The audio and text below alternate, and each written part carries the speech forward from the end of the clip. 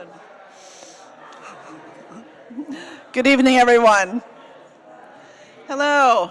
Good evening and welcome. Welcome to this event we have been thinking about and dreaming about and planning for a very long time with the amazing Barnes Museum. I just want to welcome you all here to the Plantsville Congregational Church. As I say, whenever we have an evening thing, if you like us on a Wednesday evening, you'll love us on Sunday morning. The pastor is terrific. I don't know what else to say. What's her name? I don't know her name, yeah.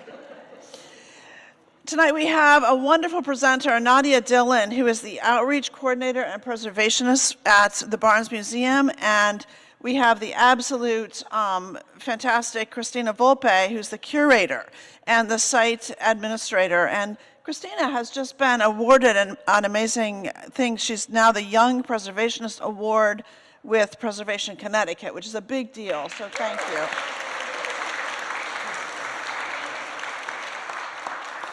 We are very excited to have you here and to just explain this amazing building and congregation to us. And so, Christina, it's all yours. This is me running.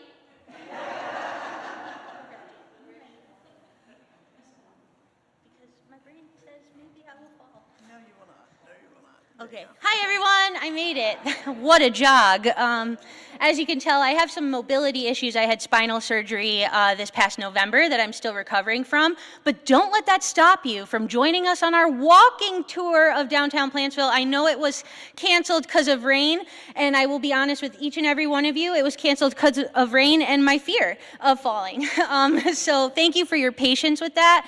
We can't wait to have it. It's really great. I have to let you know, I'm a Plantsville girl. I don't know if you've drove around town here a little bit in downtown Plantsville, but I grew up here in Plantsville on Mulberry Street, and my family has owned Volpe & Sons Automotive since the 1970s. So I'm not going to lie, I've been plotting this exact moment for about 4.5 years. When can I get into Plantsville? And really it opened itself. As Nadia and I continue to work on the Barnes Museum collection, we keep finding more and more ways that the Bradley and Barnes families are connected to all these various places in town, especially tonight. I'm so proud of this program. I'm so proud to work with everybody here. I'm going to give you a brief overview of some things in Plantsville, some things to look forward to when you come on the walking tour. We do have experts in this room tonight, and while I do consider myself an expert on this material, I do encourage you to reach out and talk to our town historian, Mr. Wooding, to talk to Rev. Jane, to talk to Alan, Nadia, and myself. And listen, if you just love this and cannot get enough of it, we just put out a book, and we do have it here tonight. So if you would like your signed copy of the Barnes Museum, you can see me after. But without further ado, let's look at this. Where are we in this photo? We're right down the street. It's a little bit more ugly now with the updates, but we're getting there. Historic downtown Plantsville. Now, a lot of times people will ask me, why didn't Plantsville become as big as Southington? And I would argue that it did, and it is. Plantsville became its own microcosm of industrial activity and merchant activity, and that really only was thwarted by the end of World War II and the exit of industrialism from Connecticut, right? And the flood of 1955. Right? We are on the 8 Mile River in the Quinnipiac, and the canal used to run through here, which is today the trail, if you're so bold. And so there are many factors that helped make Plantsville what it is today, but helped make it what it was back then. Now, Plantsville has always kind of been occupied since the late 1700s. We know that there were Tunxis tribes of Algonquian-speaking Native Americans who occupied this land. To be very honest with you, this was swamp territory. Not much going on over here. You can still kind of see that when you look between the trees and you look to the open spaces that we do have in this area. It is very marshland-like, and that is because of the waterworks that come through here. I talk about this a lot, but where there is water, there is power. And I have something that I quote, the New England formula. All right, now listen to this. Give me a chance. You drive through a New England town and you see the town green. You see the Congregational church. Now, I bet you not far from there is a factory. And not far from that factory is multifamily housing for the workers who lived in the factory, right? Not far from there is probably a merchant center, right? Like a downtown Plantsville or a downtown Southington. Well, that factory that today makes bolts, nuts, and all the other things that they made probably started off as a grist mill or a timber mill, right, along the water. So we can see the development of our communities based on where these factories are. And here in Plantsville, this really began around 1800 with Orrin Pearl. Now, there's a little bit of lore around Plantsville getting its name, and we're going to talk about all these different figures tonight. It's been called Pearl's Corner, Plant's Corner, and there's a couple different names. Southington Corners, I think we just got rid of all the guys. We just called it Southington Corners. But Orrin Pearl in the 1800s came out here, and he was making these boned or horned curry combs. This one is a hair comb. Curry combs are much wider, and they're meant to rake sheep hair out so that you can turn it into something like clothing or a blanket. And that's a photograph of an early 1800s one found in Southington on an archaeological dig in the 1970s. From the collection of the Connecticut Historical Society. Now, I have this image of a coach because while Plantsville in 1800 may not have had many residents, right, many structures or buildings, it was a major thoroughfare on Route 10, right, on Route 10, which then was known as the Cheshire Turnpike. So one of the most advantageous things about this location was the fact that you could go to Farmington, Waterbury, Bristol, or New Haven by being in this area. It's one of the reasons why I think I've stayed in Southington so long, right, is our access to so many different places. And then eventually, so in the early 1800s, Joel Root, he opened up a dry goods and merchant store. We know that here in Southington, by the 1830s, the canal line, which is today the trail, right, was very prosperous. As early as the 1780s, I see a lot of prosperity, a lot of people coming up the canal line with these long 13-foot barge boats that you could stand on top of, you could sit under. They were huge. And so there was a need for people to create these different stations along the lines that sold different goods or traded with different goods. There was a very popular one in Milldale called Hitchcock Station. There was another stop here in Pearl's Corner, Plantsville, Southington Corners, and then there was another one further down as you begin to go into Plainville. So we see Joel Root opening such a store here, Orrin Pearl, and then after him is Timothy Higgins, who opens a tannery. The tannery was located along the water, kind of as we get down Summer Street, closer to where Smoking with Chris is today. So if anyone has a shovel and some spare time, and really good leg mobility, I'll just yell from the top, you go down. Just kidding. These are the things I think about, though.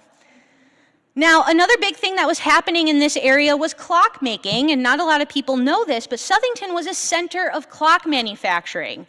Early on in Connecticut's history, we have one nerd named Eli Terry who goes and patents the mechanics for the mechanical clock. And what happens is these cabinet makers, casket, coffin makers, they go, I think I could go a different direction with my profession. They purchase the patent for the mechanics. They carve these mantle clocks, very simple squares with ornamentation. Insert the mechanics purchased from Bristol and Waterbury by people like Chauncey Jerome, if you know your clock history, and made here in Southington. We have an example here of an 1823 patented clock by Solomon Stowe. That last name may sound familiar and will come to light more as we continue. But you can see it says Eli Terry's patent clock, made and sold by Solomon Stowe, Southington, Connecticut. Now, Solomon Stowe originates from this area of Southington. He later moves and expands into tin manufacturing. His sons later take over, and we'll talk more about that later. But for Plantsville, in its early 1800 stages, you do have manufacturing here. There is proof of it. Combs, right? A tannery. We may not have a map from that period, but clearly there was a bustling community here that wanted to establish stores, places for people to purchase things, right? And beautiful ornamented mantle clocks. Please, if you're ever at an antique store auction and one of these bad boys comes up, buy. Buy it and then call me and then we'll talk. But buy it for me first. No, I'm just kidding. Eventually, by 1853, this is not the post office from 1853, but we get a post office. Who here remembers this building? I do. It was so many things. And then I remember the roof collapsed in, and then it was like a blight situation, and then car after car after car after car. I know because my dad told him after car after car. You know, what are you doing, Dad? Oh, just another one, you know. So 1853, though, is when we first get the post office here in Plantsville. That's a huge deal. That's recognition. That's a postmaster. That's you not having to take your stagecoach or have somebody go to the Southington Post to get your mail for you. This was a recognition of a developing community. So the post office in 1853 is quite early. We're predating the church at that time. This church is still not built in 1853. I always do this with my presentations, so if you do not like horrific accidents, please don't read this. I will read it to you.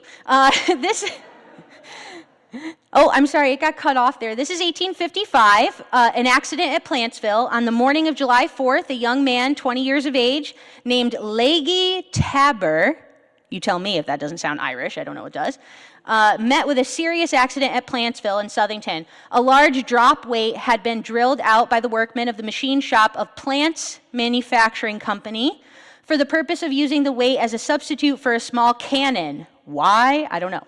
The weight was loaded, a match paper inserted in the vent, and every precaution of that nature was taken to avoid an accident. Sounds like it wasn't. Young Tabber stepped forward to light the match, and unfortunately, some loose grains of powder were lying on the weight. This caused an instant discharge from the bore, which was filled with powder, paper, and sand. No damage would have occurred if Tabber had not placed his foot directly in front of the bore. His foot, all except the heel, were blown entirely away. So we're here to illustrate a couple things, right? One, there is a thriving industrial community before the church is built. Now this is important because in my New England formula, I told you it went a certain way, right? You could find the Congregational church first, then the factory, right?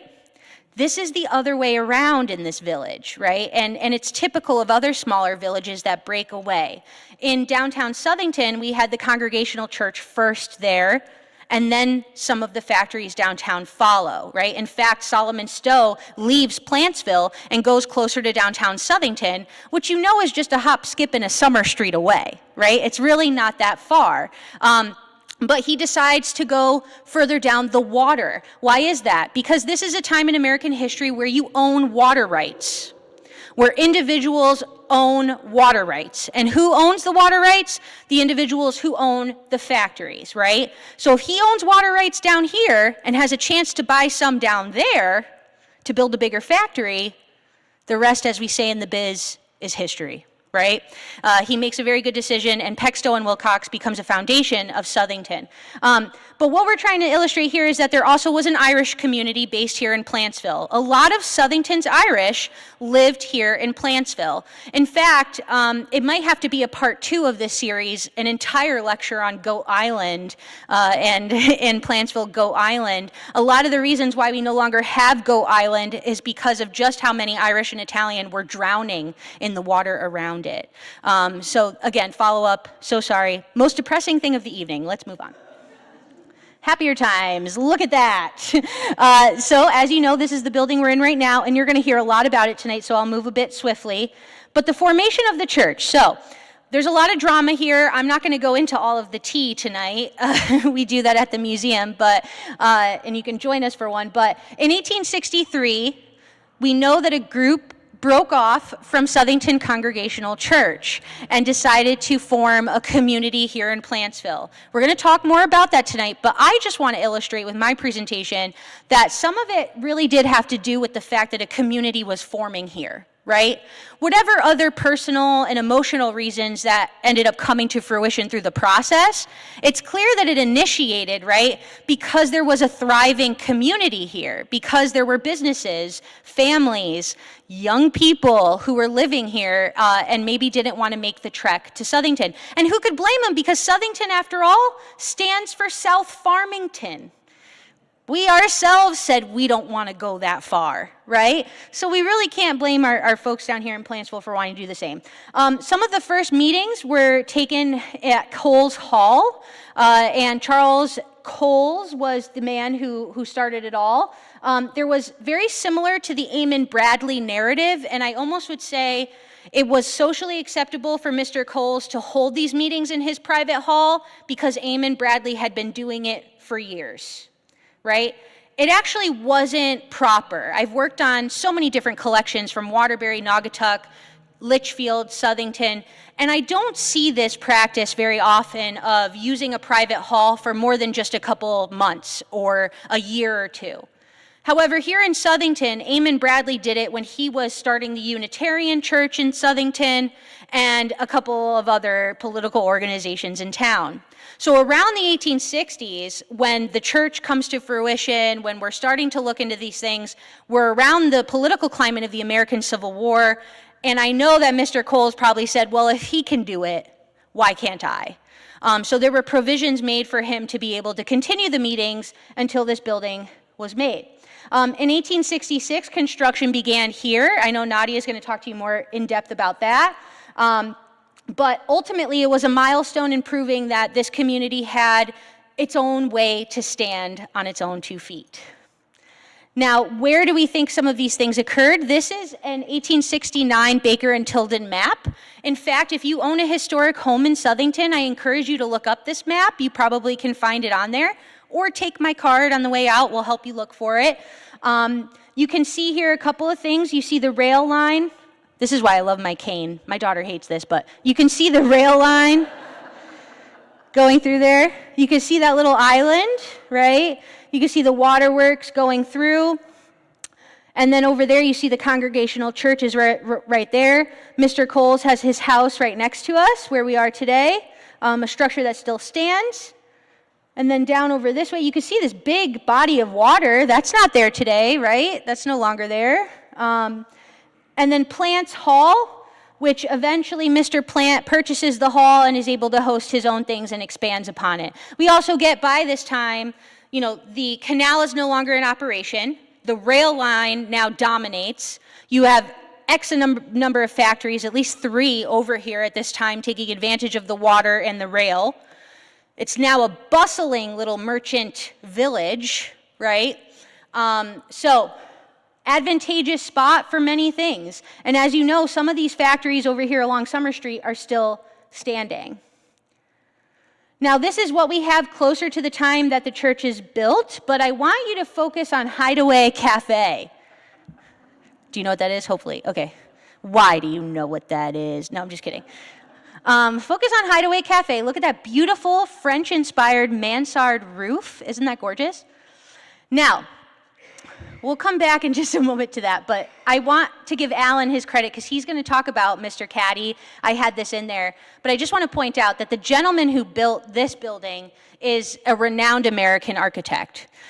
This is one of his earliest buildings in 1866 that he designed, but he did so many other structures from the earliest Peabody Museum to the Metropolitan Opera Building in 1905. So if you've been watching Gilded Age on HBO, he's in there. He's actually in there. When we're discussing building the Met, and listen, if you go sign up for HBO after this, you need to tell them why, so I can get my discount. When they're talking about building the new building, he actually does make an appearance. Now, he's a little slimmer than he looks here, so actors be acting. But I'll leave Alan to tell more about that. Now, this is an interesting conundrum because I don't know if we know exactly where the train station in downtown Plantsville is, but what you do see there is Atwater Mills.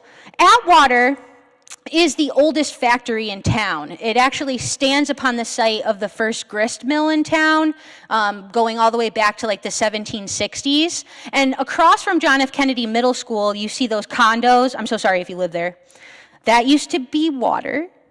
So if your basement floods, don't call me. I didn't build that.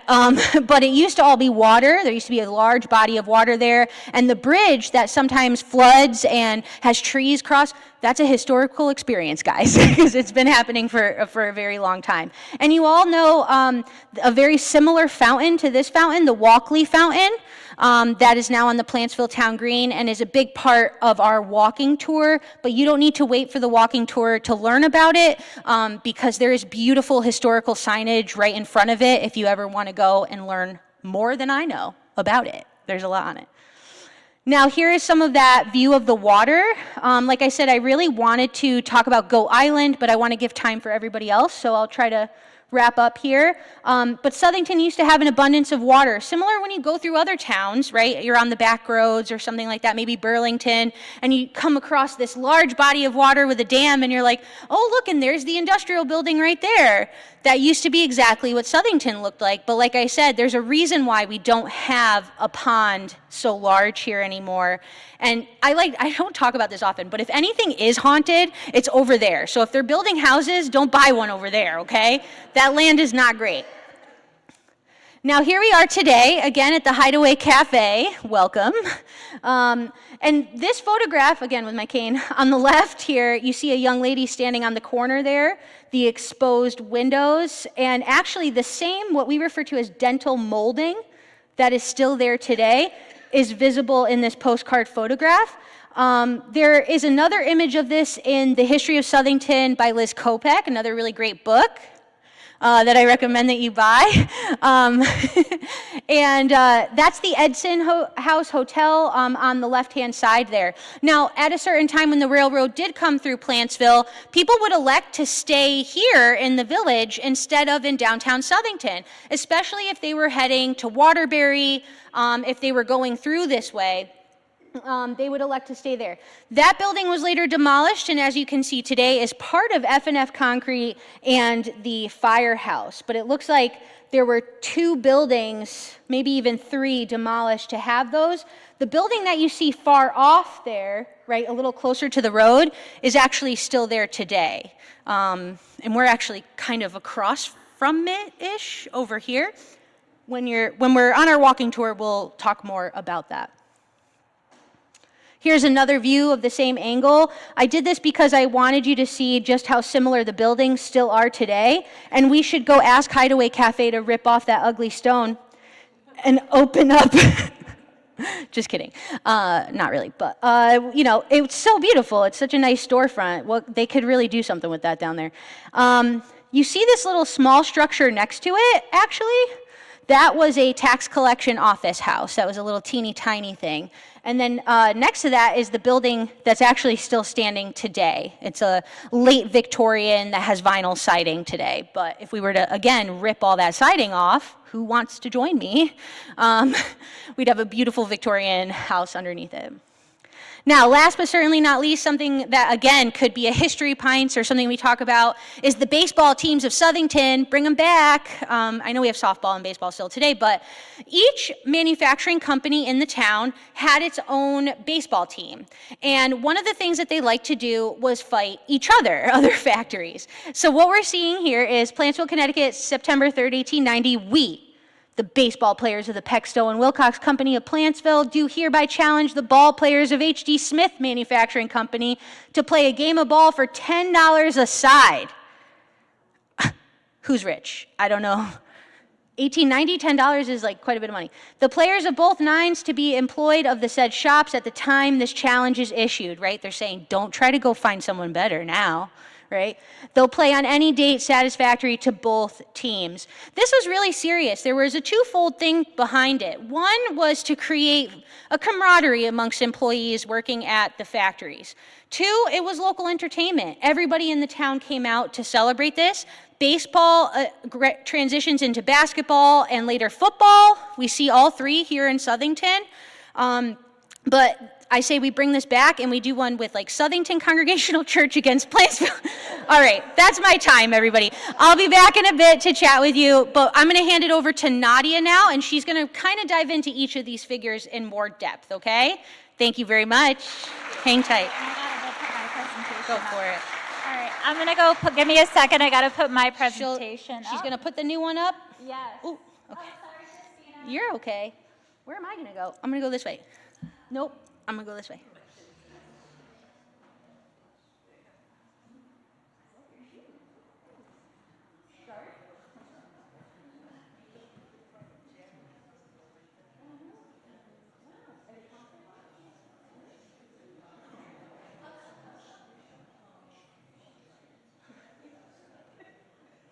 Oh, wow, Nadia. What did I do? Hold on, press again. Do you need help? Oh, No, there you go. I got it. I was like, what is going on here with this technology? All right, well, welcome to my portion of the presentation tonight. And tonight I'm going to dive more into the people that helped build the church. Now, there were a lot of people, but we do have some more notable members. And you're probably asking, this is a church. Why are you talking about all these factories and infrastructure? Well, it was the people in those factories and infrastructure that funded the building and served as some of the first deacons of this very church. But before we really get into that, we do have to talk about the Plant brothers. Because even though they were actually not a part of this church, they founded the Old Baptist Church. The infrastructure they brought forth in Plantsville actually made it so the other factories and the other members of this church were able to even come here. So their names were Amzie Perrin Plant and Ebenezer Howard Plant. And they are essentially who Plantsville is named after. And they opened AP Plant Company, which sold and produced carriage bolts in this very town. One thing you're going to notice a lot with my presentation is I'm going to be talking about the tools, nuts, and bolts of Southington. That's what we're known for. And that was our biggest industry with many places. They also when they opened Plants Manufacturing, they wanted people to come to Plantsville. So they actually, where the trail is today, there was a railroad station, and there was Plant Station right in front of their factory, where people can come and they're let off right in front of their shops. And their buildings, it wasn't just one building for the factory, it was a multi-building structure. And let's see. And then that's the Farmington Heritage Trail today. And this infrastructure brought in factories like H.D. Smith and Company and Solomon Stowe Manufacturing Company. And I found this quote in the history of Southington, and I'm going to read it to you. The burden of starting the church fell largely upon the shoulders of Orson W. and Enos E. Stowe, Henry D. Smith and George F. Smith, Henry H. and Charles H. Clark, and Isaac Burritt. On their shoulders rested a good part of the financial and spiritual weight of this infant church. And basically, you're going to see an overlap of names, and when the church did break off, you had to write the Articles of Association if you're starting a new church. That provides the legal framework and the everyday operations framework, and Orson Stowe was a part of doing that. And then you have the officers who were tasked with finding a place to actually worship. And that was at Coles Hall. That's the building on top. It's not a great resolution, but you get the idea. And the officers were Orson Stowe, and the committee was H.G. Smith, Enos Stowe, and Charles Clark. So as you can see, you're already hearing a lot of these names on repeat. And the building committee, so it was George Smith, who was the person on the building committee, he was the chairman of it, who got J. Cleveland Caddy to come design this church. And then the builder was Samuel Woodruff. And the person I am going to speak about, oh wait, no, I have to talk about this. So literally, the tools, nuts, and bolts are the cornerstone of the church. If you didn't know that cornerstone, it's granite, but inside there is this leaden box that has documents, it has catalogs, and it is sort of a time capsule. I don't know how you will get that out, but literally the catalogs of S. Stowe Manufacturing Company, H.D. Smith and Company, and W.J. Clark and Company are in that very stone. Now, I don't know where it is exactly here, but you can explore. I'm going to have to go explore that after, right? Take a crack at it. I know. I'm not that strong. The person I want to talk to first, and I'm going to talk a little bit more about than the others, is Henry D. Smith, and that's because H.D. Smith was a prominent factory in Plantsville. And it was also, like I said, let me breathe a little. So H.D. Smith was born on December 9th in 1820, and he was married to Jeanette Carter, and they had 4 children. And then later on in life, after he was widowed, he married Laura Brooks, and he was the first principal of Lewis Academy. Now, if anyone grew up in Southington, it was where Lincoln Lewis Middle School was. So you'll see the building in there. It started off as Lewis Academy, then became a public school as Lewis High School, turned into Lincoln Lewis. Now it's a parking lot. Sadly, right? But Henry was also one of the first deacons elected in this church. He was also a part of the American Missionary Association, which advocated for the abolition of slavery, and that could be a whole nother series of lectures here. He was a part of the temperance movement, so he's never going to say the words after work like, oh, I need to go get a drink.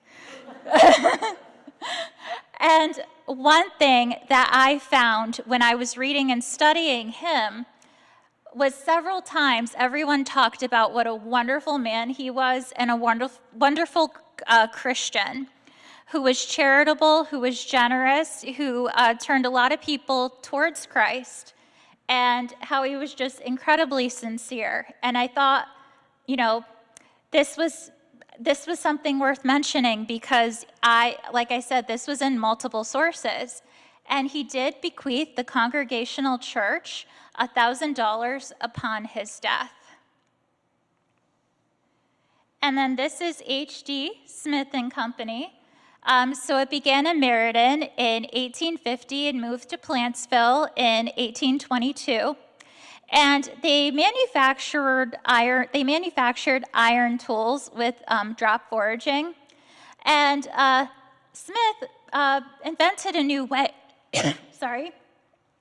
Smith invented a new way to produce these parts with machinery rather than by hand. They started making bicycle parts after, they evolved from tools to making bicycle parts in the 1890s and working and making toolkits, I spelt that wrong, for electric cars. Yes, electric cars were here in the 1890s. These are not new. That's not a new concept.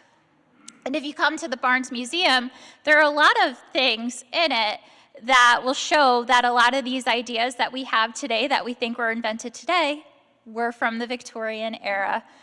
And then, of course, they went out of business in the 1920s, and they were also known for their patents for selling what they called the perfect handle tools. That's the perfect wrench. And then that is the H.D. Smith Company that was in Plantsville. And then this gentleman is George Smith. I have no idea if he's related to Henry Smith. I tried looking that up, and Smith is a common name. But he did work with him. He did work with him. He was born in October 24th of 1831, married to a lady named Emma Bryant, and they also had 4 children. And he worked his way up in the company. He started as just a member of the firm of H.D. Smith, and then he was president in 1894. And we also had a little railroad controversy. So eventually, Plant Station was closed down and the stop was merged with Southington.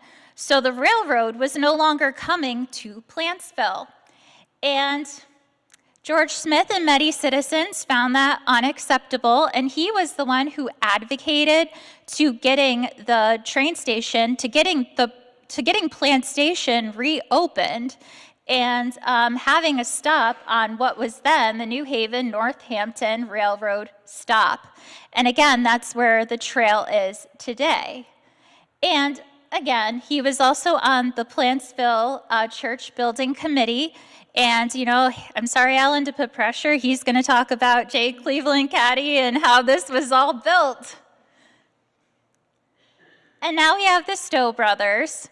Now, I'm sure everyone who knows anything about Southington knows about Peck Stowe and Wilcox.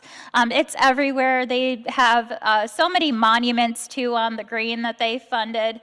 But I want to talk about 2 of the gentlemen. So this is Eno Stowe and Orson Stowe. They're the sons of Solomon Stowe. And you know, you're also going to notice, of course, we have Peck Stowe and Wilcox, but there's a lot of overlap on, you know, what companies and factories they work for. And if anyone says, you know, how would the Barnes Museum tie into this? Well, Eamon Bradley probably had something to do with it. So Eno Stowe, he was the director of Southington National Bank and Aetna Nut Company, not to be confused with Aetna Insurance. And he was also president of Southington Water Company. So when the Plant brothers built their dam to get water power to Plantsville and have that for the factories, you know, a big thing was having water for these factories. And again, he was the president of Southington Water Company. Eamon Bradley was on the first board of directors.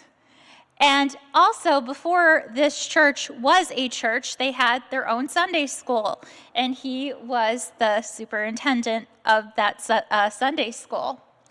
Now, Orson Stowe, he was an inventor. He actually, one of his many inventions, because there are pages of it, is a candle snuffer. So you would like clip the wick and then snuff it. And he also always wanted to be a preacher, because all the men I'm talking about tonight were the first deacons of this church. And so he went to the Yale School of Divinity, but unfortunately he wasn't in the best of health. So he actually took some time off for several years after he graduated, and then he went to work for his father and with his brother at S. Stowe and Company, so for Solomon Stowe. And eventually it merged with 2 other companies to become Peck Stowe and Wilcox, and they did tinsmithing, and they made a lot of tools. Again, the tools, nuts, and bolts of it all. And then, so Enos was president, and Orson Stowe was vice president. And then that is the old Peck Stowe and Wilcox building in Southington, and unfortunately it is not there anymore. Now we have the Clark brothers. Has anyone been to Christina's presentation at Kinsman for Clark brother? Who are our History Pints people? Okay, not to put Christina on the spot, I'm sure you're going to do another presentation, so you'll have to come to it. It's really amazing, and the reason I'm plugging this is because of the Clark brothers bolt factory. It has a really fascinating history, and 2 of the brothers, Henry Clark and Charles Clark, again, were the first deacons of this church. And Henry Clark started in mercantile business in Watertown. He was president of Clark Brothers Bolt Factory, and he was president of Aetna Nut Company. We're seeing a lot of repeats here because they're all intertwined. And Charles Clark, he was a Civil War veteran, and he was director of Southington National Bank and also president of Clark Brothers Bolt Factory.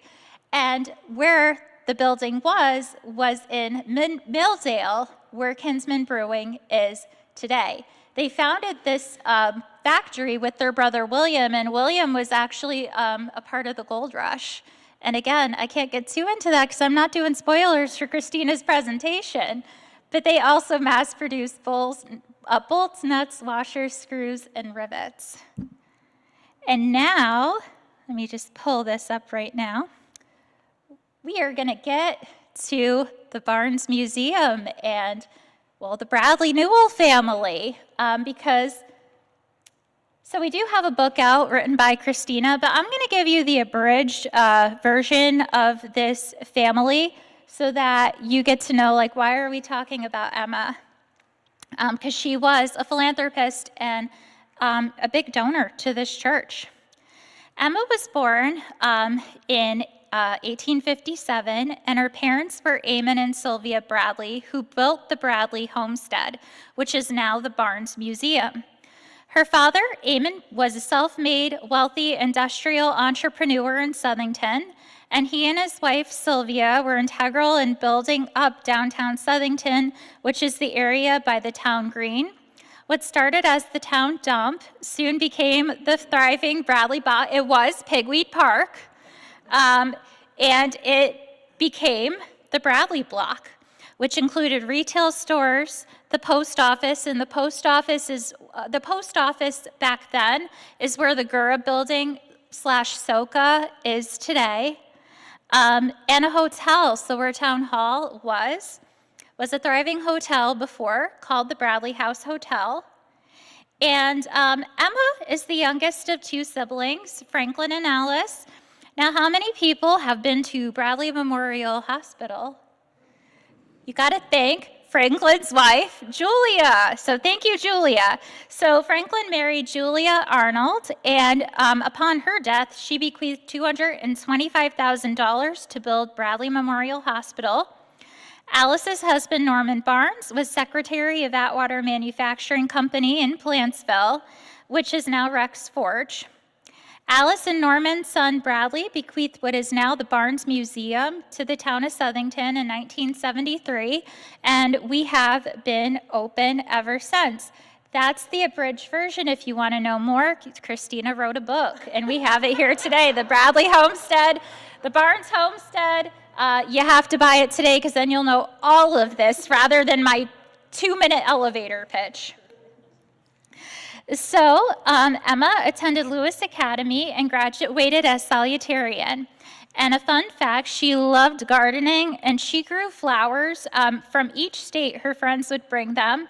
And the house that she lived in, that this garden was, is now the Elks Club next to the Southington Town Green. And she was a generous person, and we're going to look later at the landmarks that she bequeathed to Southington and Plantsville, one of them being this little fountain. Now, it looks a little unassuming, but there's this really cute little fountain in downtown Plantsville, and it says on it, to Edward Yeomans, friend to animals, and that was to her first husband, Edward Yeomans. And he was born in 1854, and they married in 1888. He worked at a hack and livery stable by the Bradley House Hotel before establishing a brokerage business in New Haven. He passed away in 1905, and Emma bequeathed $1,000 upon her death to have this fountain erected in honor of Edward. It was a joke. He was known as the Horseman. So Emma eventually remarried, and she married Henry Newell. And he was born to Martha Newell. And you're like, why is his name Newell? Well, Martha and his father, Ebenezer Blood, got divorced, and Ebenezer was unfortunately an absentee parent. Henry Newell was a traveling salesman for Russell, Birdsall, and Ward, which was located in Port Chester, New York, but he did the traveling sales in this area. They sold nuts and bolts. Sorry, guys, I know. He retired by the time he married Emma because he wanted to take care of his mom during her last years in life. And his mom, Martha Newell, died in 1903, so several years before he did marry Emma. And Emma and Henry got married here, where you stand now. Yes, they got married at this church. You could see the announcement over here. And then you see where their house used to be. Well, it is still their house. It's now the Elks Club. And of course, there have been some modifications to the building. And he died one day after Emma. And the whole thing is, Henry was a Plantsville guy. He was born and raised here. And they were really big donors to this church. They bequeathed funds in their will. Emma bequeathed $1,000, which would equal $27,000 today, to put that in perspective. And this was in 1918. And Henry bequeathed $5,000, which equals about $137,000 today. And, that is, really putting it into perspective that this is a really big sum to really help this church thrive. And lastly, I want to leave us with Emma's other bequeathments. Because if you've been on our walking tours, if you have, even just walked downtown Southington, Emma is engraved in it. So first, you're going to see the Historical Society. That used to be the library, and Emma donated an entire wing to it in honor of her mother, Sylvia Bradley. And there's a chapel at Oak Hill Cemetery, and that was donated by many members of the Bradley Barnes family, including Emma, Julia, Norman, and Bradley Barnes himself. In front of the First Congregational Church, you have the Edward Yeomans Fountain. Again, after her first husband, Edward Yeomans, this is a much bigger fountain than you have in Plantsville. And one thing, speaking of the First Congregational Church, Emma also donated chimes to the church, but unfortunately, due to the fact that they were really heavy and the steeple didn't have that infrastructure to keep them secure, at one point they were taken out, and we don't know what happened to them, unfortunately. And then, of course, if you're walking on the green, you have the Amon Bradley drinking fountain, which again, Emma bequeathed. And that is the end of my presentation. I am going to go switch it over to Alan's presentation, and he is going to talk about the beautiful architecture of this very building.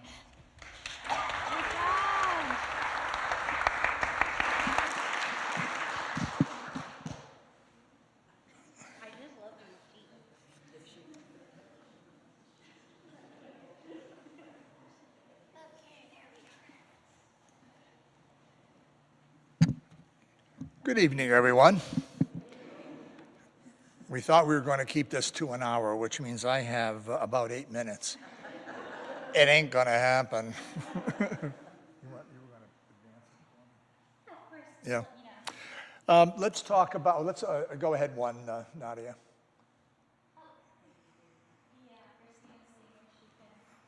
Am I in the way? Modern day pictures, present day of the church. I'm going to comment more on the interior, but one of the things about this church,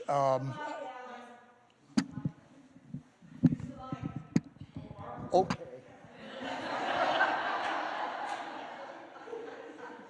One thing about this church, it is certainly not a typical New England Congregational church. When you look, and we have the two ministers, we have Reverend Brown and Pastor Laura with us tonight. If you go downtown and take a look at the Congregational church, it's white. It has clear windows. It's white pews inside. This church is not that way. It is a Gothic revival, and you're going to see an awful lot of arches. And the difference between a Romanesque and a Gothic architecture is that these come to a point, whereas in the Romanesque, they're very rounded arches. But if you begin to count all of the arches that are in this building, a huge number of, and even on the outside, you will see the doorways. You will see up above the rose window. You will see arches even in the spire and so forth in the bell tower. But you can go to the next one. Okay, here we go with Josiah Cleveland Cady. Everything has been printed J. Cleveland Cady, so I assume he probably went by Cleveland. He was born in 1837 in Providence, Rhode Island. That means he was 29 years old when he came to Plantsville. How did he, what's the connection? Why did this guy who lived in New York, born in Rhode Island, but lived in New York, opened up his practice in architecture in 1864. How did he get to Plantsville? Well, the best that I can figure is by reading is he attended Trinity College. He never graduated. He only went about a year and then went to some other schools. But Reverend Eastman, our first minister, had a connection somehow and got that man to come to Plantsville. He did not officially graduate from Trinity College. Between 1857 and 1864, prior coming to Plantsville, Cady pursued his studies in architecture in New York with an unknown German professor of architecture. He also studied watercolor painting. He was the founder of the American Institute of Architects. Now, Cady's architectural library exists today at Trinity College. There are more than 400 volumes at the Watkinson Library at Trinity College.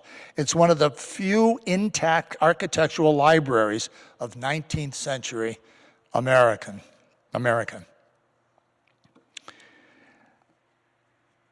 Some of the things that he designed after he left Plantsville, you can see two of them listed here: the American Museum of Natural History and the Old Metropolitan Opera House.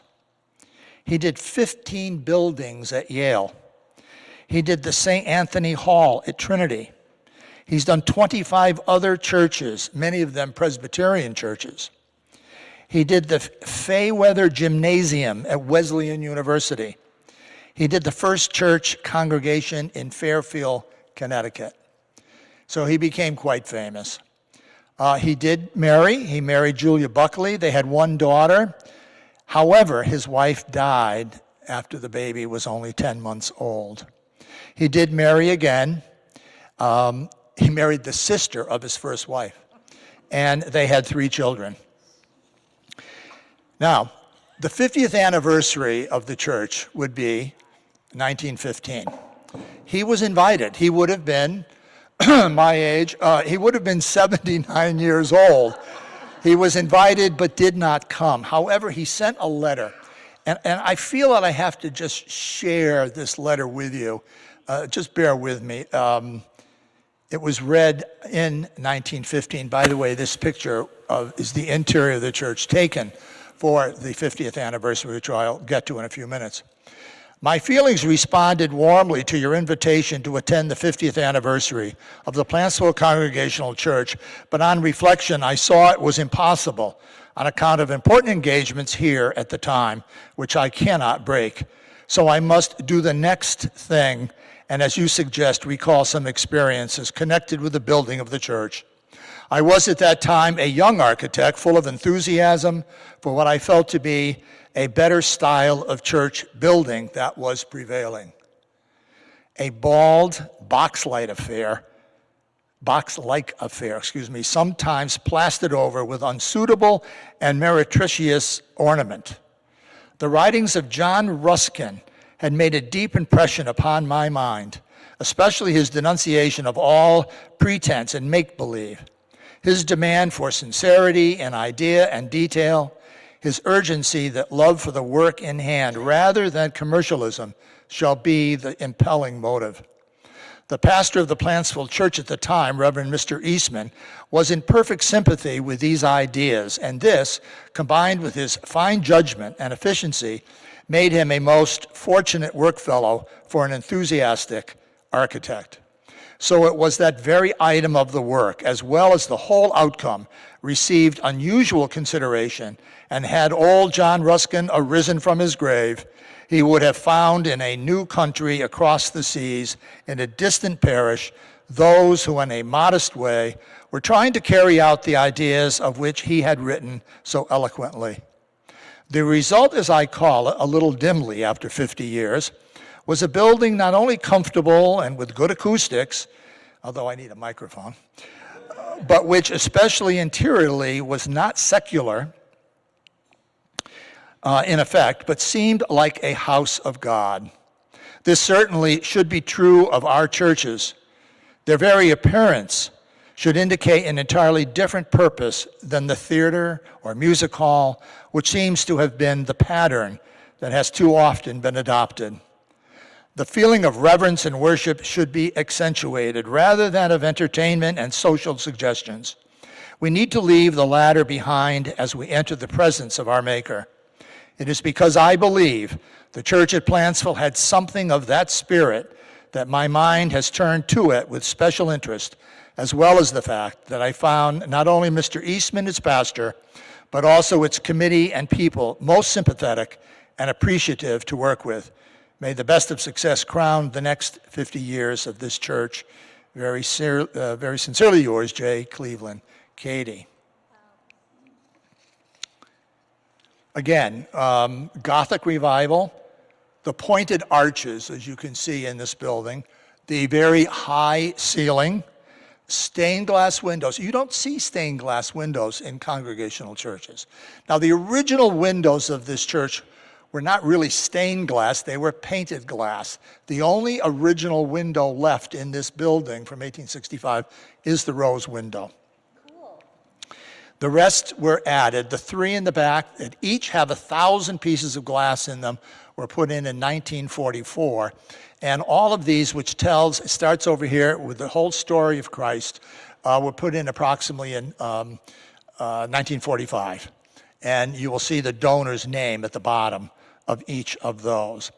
Also in Gothic revival, they put windows very high. We have the clerestory windows. Now, those windows used to open. There are metal hooks, both on that pillar and the other pillar, and we were able to pull them open. But plastic has been added to the back protection on the outside, so they no longer open. But they are in dedication of two groups of people. This would be the west clerestory windows are in honor of the charter members of the church, 63 members who came from the First Congregational Church, plus 5 others from various churches in the area. And their bronze plaque is on the back wall here. I think if you go to the, was the next one showed the plaques along? Yes, there we go. Now that's the east window here, and that plaque is on this wall in the back, and that represents members of the church who were in World War II.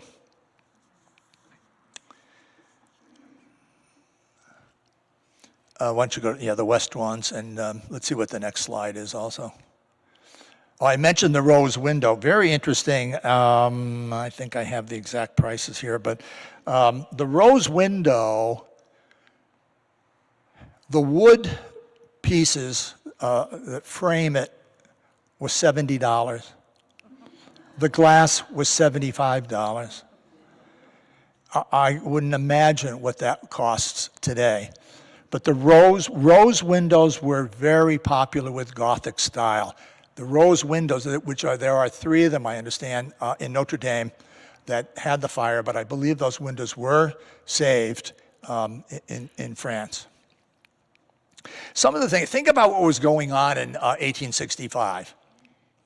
It was the end of the Civil War, the assassination of President Lincoln on April 14th. General Lee surrendered to General Grant. It's the year that Lewis Carroll wrote Alice in Wonderland. Andrew Johnson, on the 15th of April, became the President of the United States. And as the ladies mentioned, we started the church at Coles Hall, which is today Noto Americana, where Zingarella's was. And they stayed in Coles Hall up until the time that the sanctuary was available, which wasn't until the dedication, which was in March of 1867. How much did the room cost? Well, again, the ladies referred to some of the wealthier members, and they donated $10,000. A slip of paper at Coles Hall was passed around. Additional $12,000 was raised. $22,000 built this room. The first communion service was held not in this church, but at Coles Hall on January 7th, 1866, given by Joseph Beadle. We have the first communion set as one of our artifacts on the table. The cornerstone, which was mentioned, it is in this corner outside, was set on Monday, August 6th, 1866. The dedication of this room was March 21st, 1867. The second addition, which was referred to as the chapel, we call it today Fellowship Hall, was added 20 years later in 1885. How much do you think that room cost? $5,200. And of course, yes, I'm up there in age. I can remember several others. Raise your hand. You were there. Is Nancy here? Ken Bell. Where's Ken? You were there. We had Sunday school on the first floor. And of course, since the education wing wasn't there, where the stage is today, Phil, you probably remember, the minister's office was there. And the second floor were for the older kids, junior high and high school. And there was a set of stairs, which is approximately where the right side of the stage is, and they obviously were removed when the education wing was put on. You will see in some of our pictures, not that are out right at the moment, but where the parsonage is, were horse sheds. And they were there from the beginning of the church up until 1909. The parsonage itself was built in 1922. The classroom wing, the third addition to the building, to the facility, was built in 1955. And when you look at some of our artifacts, there's a dish over here that was we used it as a fundraiser. There's a picture of the church on it, again, in 1955. Now, one of the things that people are not aware of is that we had a fire in this church. The fire was just prior to December of 1915, which was the 50th anniversary. It happened in May of 1915 at 11:30 p.m. There was a storm. Lightning struck the lightning rod on the steeple, and it broke and set the south section, which would be that end, the south section of the church on fire. The fire seriously damaged the roof, which had just been reshingled. It destroyed part of the ceiling. It ruined the carpeting, which was only 2 years old and had been purchased by the Ladies' Aid Society. And it damaged some of the cushions, some of the pews, and the bell actually fell out of the steeple. The firemen worked, this started again at 11:30 p.m. They worked until 4 a.m. and finally extinguished it. The insurance company covered the costs, $1,890. Amazing. Interesting. I'll read this. Because of the damage suffered by the bell in its fall during the fire, provisions were made in 1917 to replace the original bell. I thought it was the original bell, but obviously it's the second bell that's up there. The new bell cost $679, but there was a credit of $394 for the old bell. So making the difference $285. Plus freight and installation. Well, that amounted to $41.75. Where did those years go? Huh? Oh. Okay. I think there was one other page here I wanted to, we'll skip all of this. And it's not here. Let me just see. Hang on one second. I wanted to find, oh yes, here it is. I just wanted to give you some of the other little bits of information, and I'll finish up. There have been 3 parsonages. The first 2 were up, one of them was up near McCulley's home, the other one was on Prospect Street. And believe it or not, those 2 parsonages were moved down to Church Street. And Mr. Mosley lived in one of them, and there was a fire, and I believe that building has been reconstructed. But the building to the left of it is one of the parsonages. And then the third one here, of course, is on the property. The lot to build the Plantsville Congregational Church cost $850. But that wasn't all of it, because we then added another piece of land to the east for $200 and another piece for $50. So $1,100, imagine, $1,100, purchased the land. All of the pews, and there were 72 of them here. Many of them are missing because when we renovated the church, you can look here, this picture is from 1915. The altar was raised. There was also a door, which we still have. There was a door where the minister could go to the sacristy in the back. But by bringing the altar down and forward, there were many, many pews that have been removed.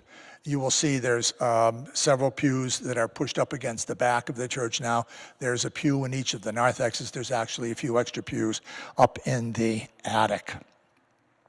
But all of the pews cost $850. The communion table, that is not the original communion table where the flowers are. The original communion table is actually in the back here, and it cost $35. This pulpit cost $125. The 3 chairs, the 2 chairs that are up there, plus we refer to that as the King's chair, they were donated by a company in New York.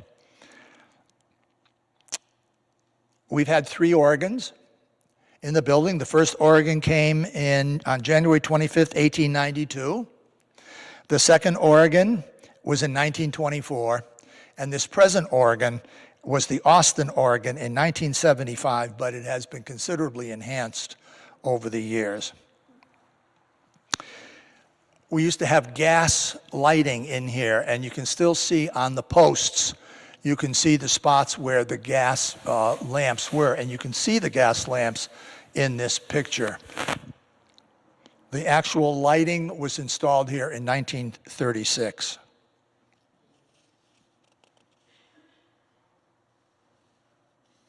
How do we know all of this information? You heard George Smith's name being mentioned, having 4 children. 3 of them were maiden ladies. And where's Marcia Smith?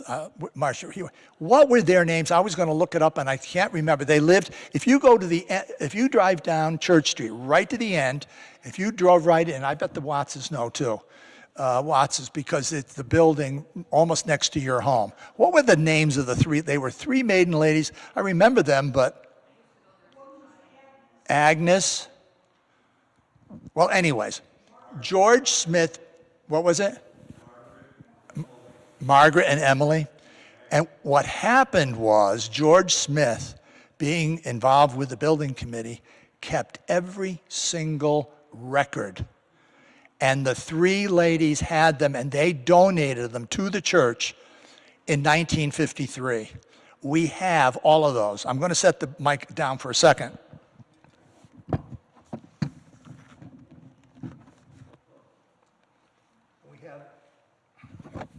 We have 8 of these books, and we have every single bill, everything that was written. How many remember Gail Andrews? Gail Andrews took all of this information, and she has retyped it all so that we can read what these things said. It's very fascinating information. So we could tell you how much every single nail, every piece of wood, and so forth, what it cost.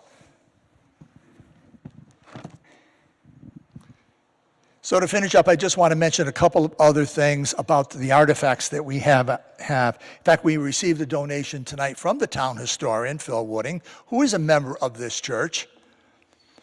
This mirror hung over the first pipe organ in the Plantsville Congregational Church in 1872. It matches. It matches. A hammer found up in the roof somewhere when, it might have been during the fire, but there's a hammer that was found up in the building somewhere at the time, or from the time that it was built. We have the original, one of the original Bibles of Mr. Eastman, the first minister. He donated that. We also have the mechanism that was used for communion, to put the bread in and to slice the bread.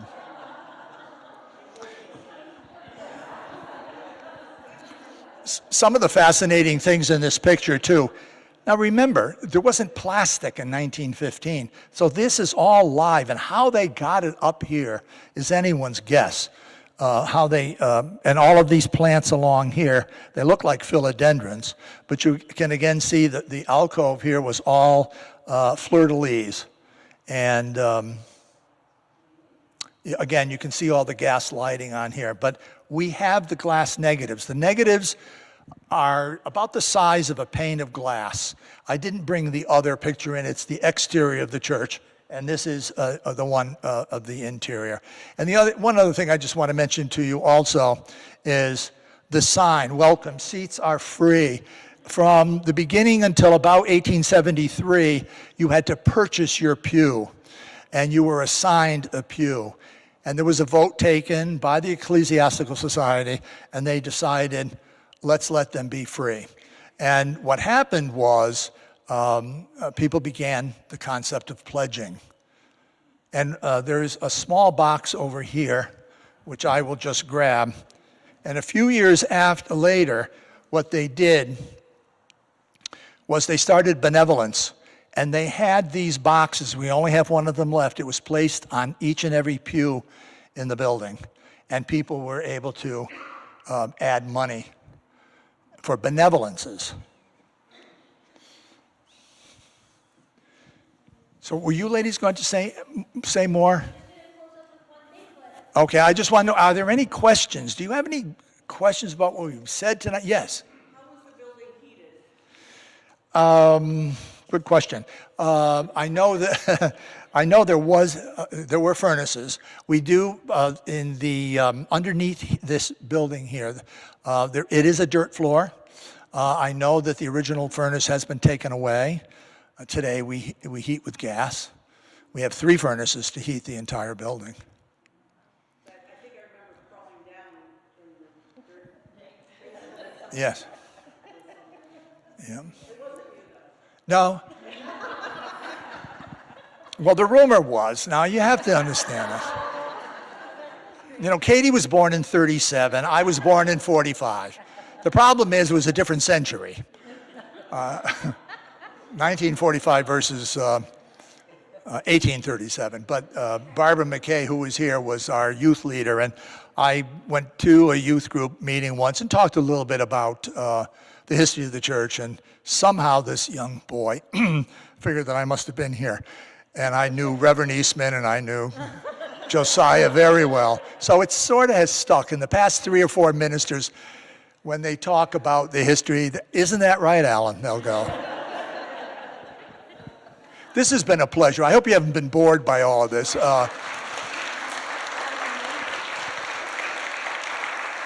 Believe it, there's a lot more to talk about, and I won't talk about it. But as I said, we do have one of the fascinating things too here is the historical sketch from 1915, and almost all of this is Reverend Eastman's speech. It's 27 pages long. Your nighttime reading. There you are. Thank you, Alan. What a great job. One more. I've got one more thing. As I said, the church has been renovated a couple of times. What happened was we had 3 layers. We had 3 layers of the roof up here, and all of the pillars began to move. And so we had to close the church for several months, and they had wires, and you can see the holes still where they were put, and we had to bring that back together again. There was a wooden beam that ran right down the center here. It's now a steel beam. But what I want to tell you, this is my cross. I believe it was Paul Armour. He took a piece of the wood that was left and created crosses for the congregation. So it's a good memory. I love this church. I've been here for 79 years, and it's very special to me. Don't make me cry. Thank you, Alan. So thank you so much, everyone. I'm just going to close up with one more really long story. Just kidding. Thank you so much for coming out here tonight, for listening to these stories. Tomorrow evening, we have a very different program at the First Congregational Church. So if you want to be a betrayer, no, I'm just kidding. If you want to have a historically accurate experience, please come down. We're talking about the Ogden portrait down there, a very early pastor there that did a lot of really great work during his lifetime. There's this magnificent oil painting that was recently restored by a professional, a lot of money, and we're actually meeting with that professional tomorrow night. He's going to go over his exact process in restoring paintings. So if you ever had a question on something in your own collection, tomorrow night's program is free. I want to plug that. Now I want to take a moment to just be a little bit more serious. I love this community too. I grew up here. I love my work at the Barnes. I wouldn't trade it for the world. I want to continue doing that work. However, we did find out this week that unfortunately the proposed budget for this next fiscal year cuts out Nadia's position entirely. It's been a really hard week, my friends. We've tried in these last 4 years together, when I took over the Barnes in 2021 at the end of the pandemic-ish, right? I don't know if that was the end. Who knows when the end was.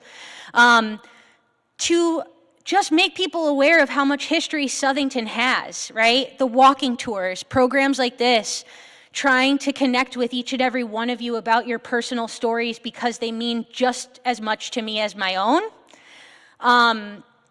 It's been nothing short of a joy, and all of the heart that I put into this work, Nadia puts just as much into it. I can't do these programs without her. I can't do what I do to try to build Southington's history on a state and national scale. It feels kind of silly to say, congratulations, Christina, on an award when we're in jeopardy of losing our funding. I'm not going to make you do anything you don't want to do, but if you do feel compelled to help us, we do need your help. And you have 2 chances. This budget is not finalized. I encourage you to look at it. Right now on the town website, if you scroll to the bottom, it says news and updates, 4/28 town council meeting, town budget. They are proposing a 66% cut to all town finances. That includes a lot of the recreation department, the Southington Public Library, and a 33% cut to the very teeny tiny Barnes Museum.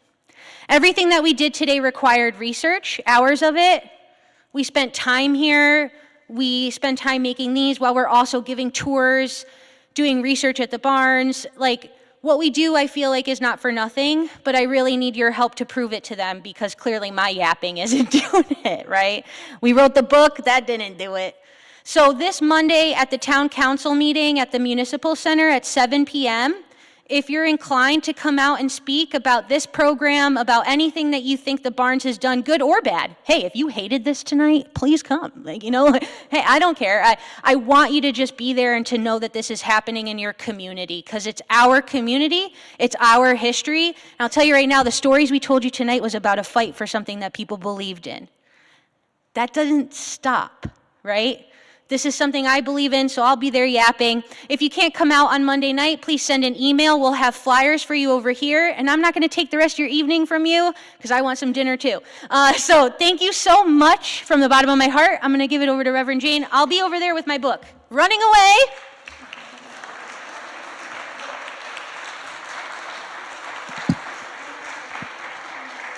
Oh, thank you, everyone. Thank you, Nadia, Christina, and of course, Alan. Yay, this was so cool.